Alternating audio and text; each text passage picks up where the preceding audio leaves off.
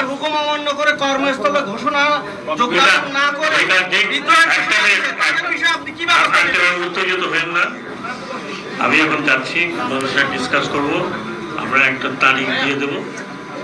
এই তারিখের মধ্যে যদি না আসেন,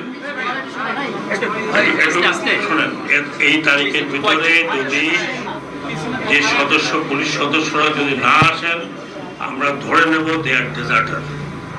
এবং আমার কাছে অনেক মেকানিজম আছে তাৎক্ষণিকভাবে এই যে ঘাটতিটা এটা পূরণ করে, অনেক মেকানিজম আছে, আমি এখানে উল্লেখ করতে চাই না।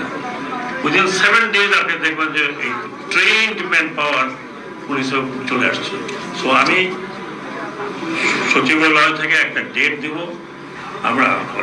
আমি বলতে পারি, আমি আবার ডিক্টেটরের মতো মনে হয় নাকি?